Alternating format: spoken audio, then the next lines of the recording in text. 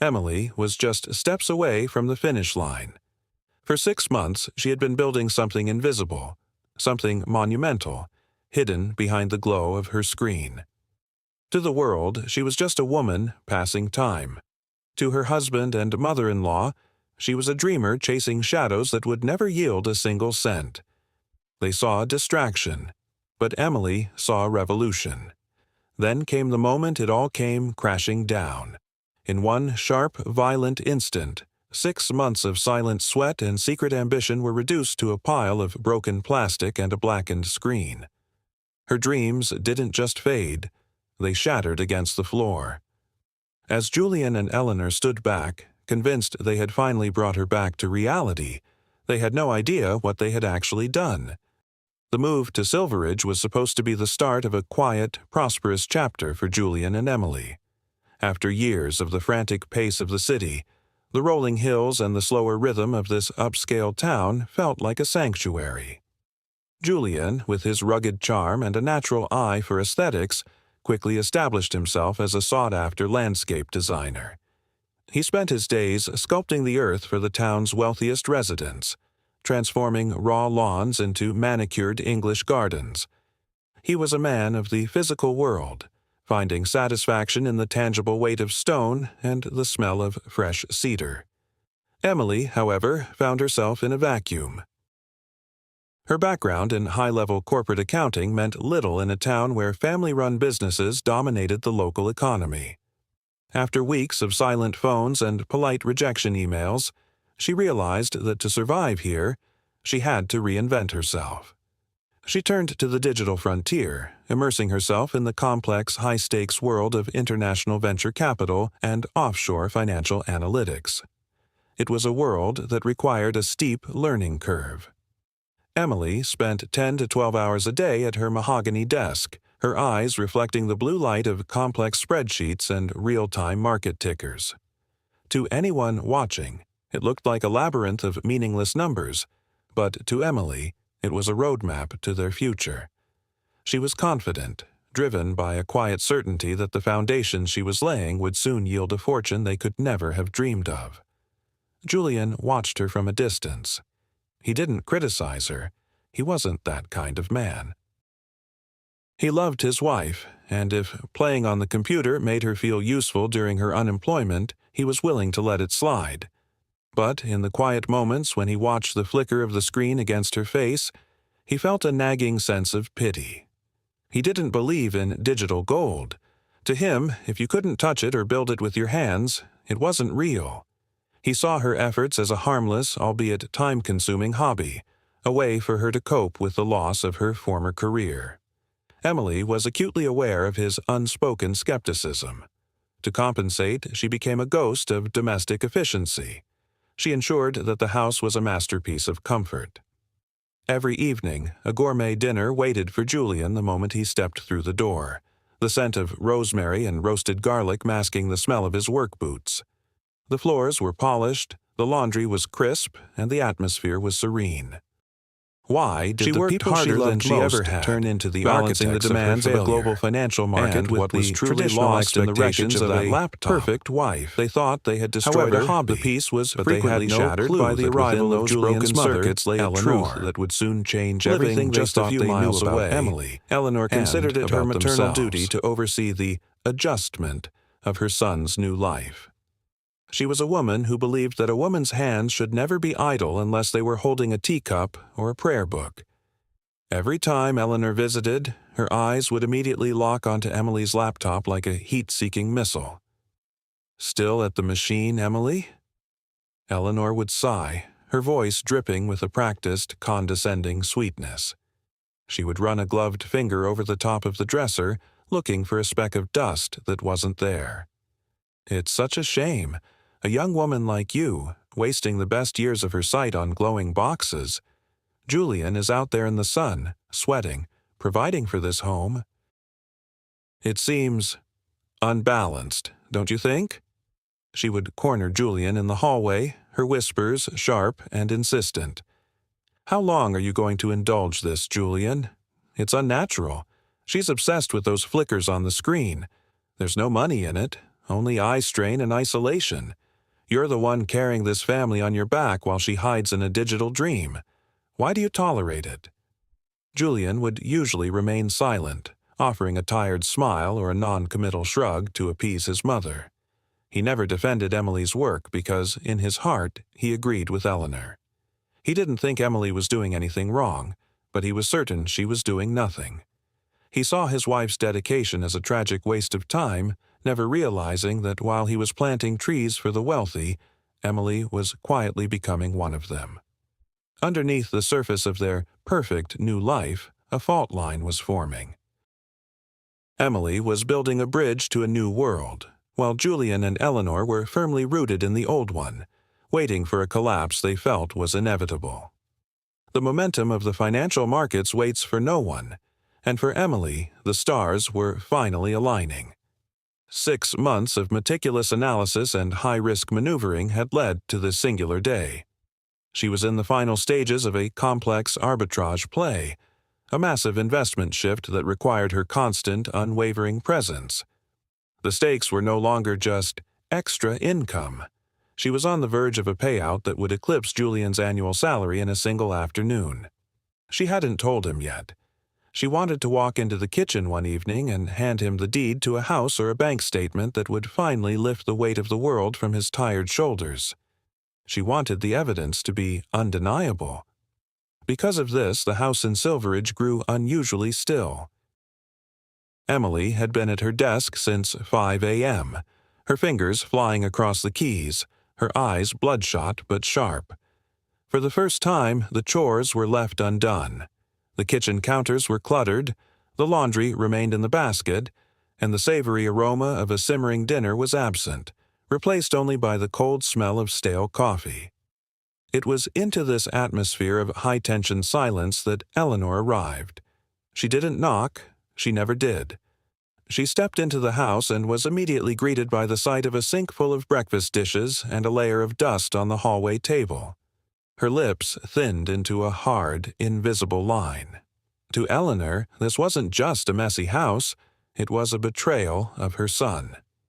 She marched toward the bedroom, the floorboards creaking under her purposeful stride. She found Emily hunched over her laptop, her face illuminated by the flickering light of a crucial trade execution. "It's 4 in the afternoon, Emily." Eleanor's voice cut through the room like a shard of glass. "Julian will be home in an hour. He has been out in the mud, working himself to the bone, and you haven't even bothered to put a pot on the stove. Is this what a marriage looks like to you? Neglect and obsession?" Emily didn't look up. Her heart was hammering against her ribs. "Eleanor, please. Not now. I'm in the middle of something vital. I'll handle the house in 20 minutes, I promise. Just let me finish this." "Vital?" Eleanor spat the word as if it were poison. "You've been saying that for months. You sit here playing with numbers while my son pays for the roof over your head. You're a parasite, Emily. You're hiding from the world in this little plastic box, and I won't let you drag him down any further." The trade was at its peak. A notification flashed on the screen. "Action required. Finalize transfer." Emily's hand reached for the mouse, her focus entirely on the multi-million-dollar move. But Eleanor had reached her limit. In a blind fit of self-righteous fury, believing she was performing an act of mercy for her son, she lunged forward. She didn't just close the laptop, she tore it out of Emily's hands. "Enough of this nonsense," Eleanor cried. With a violent swing, she threw the device toward the hardwood floor. There was a sickening, crunching sound of plastic meeting oak. The screen flickered, a spiderweb of cracks blooming across the display, and then it went black. The hum of the fan died. The connection, and the fortune attached to it, was severed in an instant. Emily froze. The air left her lungs. She stared at the shattered remains of her 6-month journey, her mind reeling at the catastrophic loss. She wasn't just sad, she was paralyzed by the sheer, unprovoked cruelty of it. "Now," Eleanor said, smoothing her skirt, "you can go and be a wife." At that exact moment, the front door opened. Julian walked in, his face streaked with dirt, his back aching from a long day of hauling stone. He heard the crash and the shouting and rushed into the bedroom. He saw the broken laptop on the floor, his mother standing tall with a look of smug triumph, and Emily, white-faced and trembling, looking at the wreckage. "What happened?" Julian asked, his voice low. "I've done what you should have done months ago, Julian," Eleanor said proudly. "I've ended this madness. She hasn't even cooked you a meal.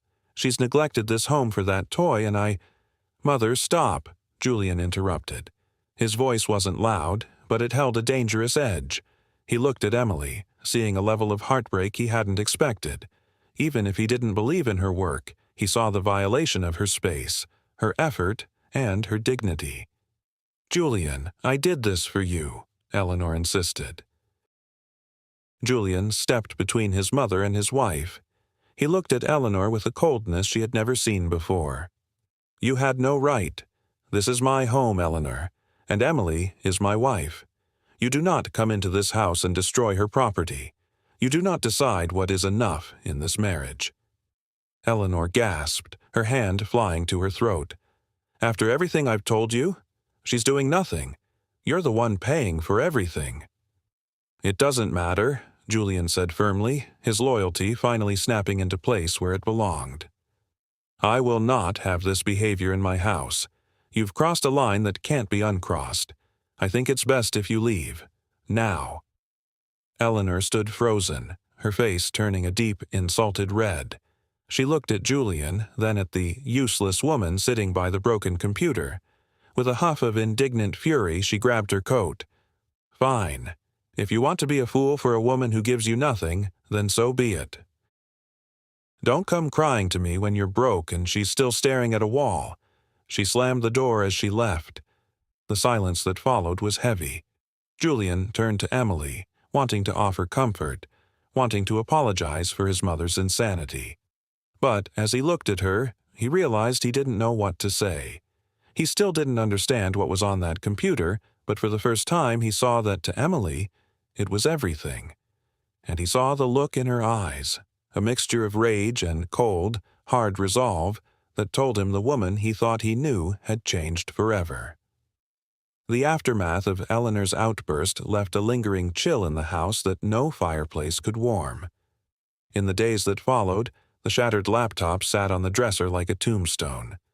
Julian, seeing Emily's hollow gaze, tried to bridge the gap between them, but his words only exposed the depth of his doubt. "Emily, maybe it's a sign," he said one evening, his voice gentle but patronizing. "Maybe my mother was right in her own twisted way. You've been under so much stress, chasing something that isn't there. We're okay, aren't we? My job covers the bills. Maybe you should just let it go. Find something local, something real. I just want you back." Emily looked at him, and for the first time, she saw the barrier between their worlds. He wanted the woman who settled. She was the woman who conquered. "You think I'm chasing ghosts, Julian," she said, her voice terrifyingly calm. "But I'm the only one in this room who can see the future. I'm not letting go. I'm just getting started." That night, while Julian slept, Emily didn't mourn. She went to the attic and unearthed her old, battered college laptop, a slow, clunky machine she hadn't touched in years. It was a relic, but it had an internet port. With trembling hands, she spent hours navigating the back-end servers of her firm, praying that the cloud-based encryption had saved her progress before the crash. The digital world is unforgiving, but it is also meticulous. At 3:15 a.m., the screen flickered to life. Her credentials cleared. The Zurich terminal opened. To her shock, the trade she had been finalizing hadn't just executed. It had triggered a cascade of secondary buy orders she had set as a contingency weeks ago. The market had swung in her favor with a volatility that was historic. She hadn't just earned a bonus. She had navigated a black swan event. The number on the screen made her breath hitch. It was enough to buy their house in Silveridge outright, with enough left over to fund Julian's own landscaping firm 10 times over. The morning sun broke over the horizon as a notification pinged. It wasn't just a payout, it was a contract offer. One of the top-tier hedge funds in London had tracked her moves during the market surge. They didn't care about her location or her lack of a real job. They saw a genius. When Julian woke up, he didn't find a broken woman. He found Emily in the kitchen, a fresh pot of coffee brewing, and a single printed document on the table. It was a wire transfer confirmation. He looked at the zeros, then back at Emily, his face pale with a mix of shock and dawning realization. This isn't possible," he whispered. "It was always possible, Julian," Emily said, taking a sip of her coffee. "You just couldn't see the foundation while I was laying the bricks." Life in Silveridge shifted. Emily didn't quit. She scaled up. She accepted a senior consultant role that allowed her to set her own hours. She didn't neglect their home. She transformed it. With her new income, she hired the help she needed, ensuring the house was a sanctuary of peace, but now it was a sanctuary she had earned with her mind, not just her hands. Julian, humbled and immensely proud, finally understood. He saw that her screen time was no different from his time in the dirt. It was a craft, a discipline, and a labor of love. They began to build a life on a new foundation, one of mutual respect rather than outdated expectations. As for Eleanor, she was no longer a frequent visitor. Emily's success was a silent, powerful boundary that the older woman couldn't breach. Emily's journey proved a silent truth. The path to a dream is rarely a straight line, and it is almost never paved with the approval of others. Success often hides behind months of invisible progress, buried under the skepticism of those who cannot see beyond the surface. But for those who refuse to surrender their vision, the reward isn't just the wealth, it's the quiet triumph of proving that the impossible was simply a matter of persistence. Emily had seen her success long before the world did, and because she believed in the silent numbers, she finally made the world hear her name.